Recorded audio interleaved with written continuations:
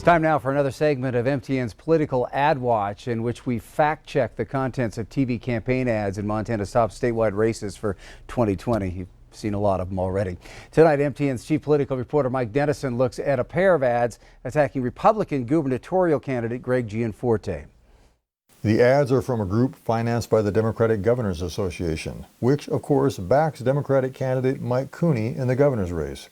The first ad, which began airing earlier this month, slams Gianoforte for his alleged support of a failed health care bill, certain tax cuts, and a sales tax. Gianoforte praised a bill that would cut our health care, but give him nearly $800,000 in tax breaks. Gianoforte pushed for a tax cut for rich people like him, giving himself $3 million.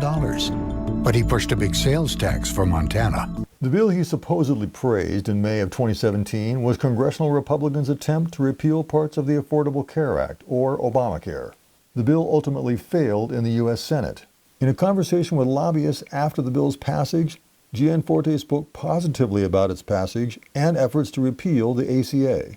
But he later told MTN News he would have voted against the bill because he wasn't convinced it would protect rural health care or bring down costs. Also, the bill did cut health care-related taxes on rich people. But for Gianoforte, in future years, the impact would have been a lot less than $800,000 a year.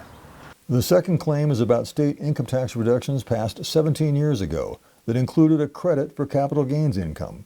Gianoforte was a private citizen then and had spoken in favor of reducing state income taxes.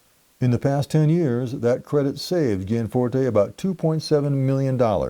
Finally, the sales tax claim. Yes, Gianoforte did speak favorably of one 18 years ago at the meeting of a tax reform council in Helena.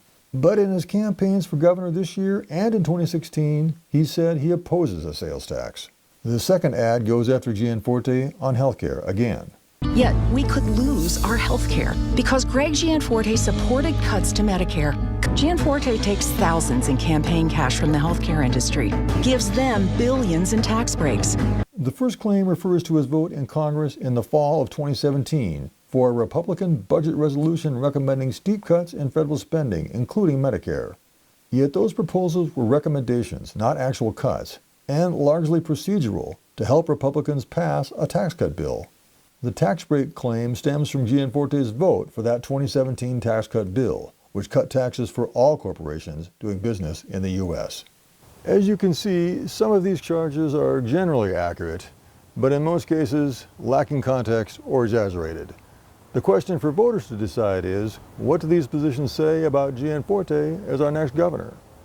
Reporting from Helena, Mike Dennison, MTN News. All right, thanks, Mike.